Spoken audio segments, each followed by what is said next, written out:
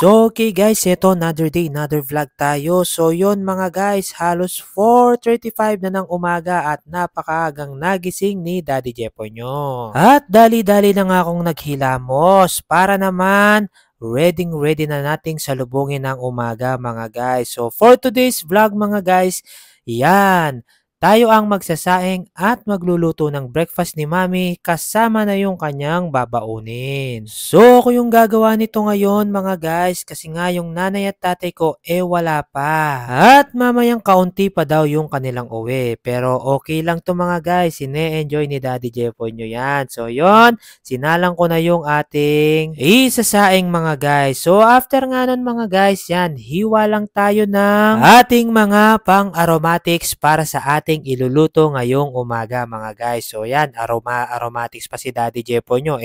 Bawang sibuyas lang naman yung kanyang pinaghihiwa mga guys. Grabe lang talaga mga guys pag ginagawa ko itong mga ganito, talagang lalo ko na-appreciate yung nanay tatay ko. Kasi kung wala sila mga guys, nako, hindi ako makakapag-jogging or makakapag-basketball. Kaya thank you Lord sa mga parents ko, talagang patuloy na inaalagaan kami. So yun mga guys, nilabas ko na pala yung chicken na nasangkapan ko na ng kalamansi at kakaunting toyo mga guys. So yan, gisa lang natin yung bawang at sibuyas at ilagay lang natin yung ating chicken dito sa kawali. So yan, halo-halo lang mga guys. Then lagyan lang natin ng kaunting tubig. So medyo maputla siya. Nag-add ako ng konting pampakulay na toyo mga guys. So after nun, takpan lang. So while waiting mga guys, yan, si Daddy Jepo nyo appreciating the moment. Kape-kape lang tayo at iniisip pa kung ano pa yung mga dapat nating gawin ngayong umaga. So habang pinapakuluan na rin natin mga guys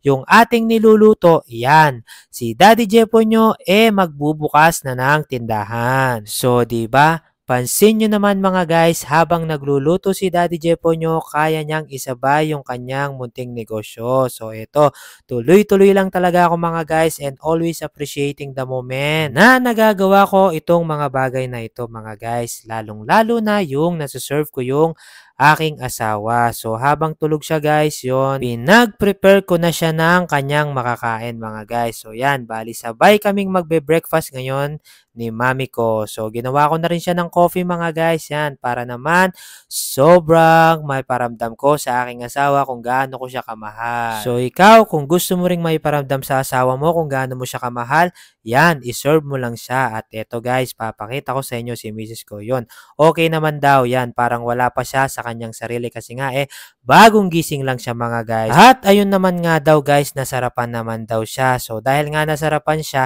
eto, ipag-prepare na rin natin siya ng kanyang mababaon mga guys. So yan, tuloy-tuloy lang talaga si Daddy Jepo nyo dito mga guys para iserve ang aking asawa. So after nun mga guys, ligo lang tayo at eto, paalis na niyan kami. Ihahatid ko naman si Mami tsaka yung aking kapatid. At dediretso na rin ako sa supermarket. So mamaya na lang ulit mga guys. See you later. Ingat-ingat po. God bless. Bye-bye.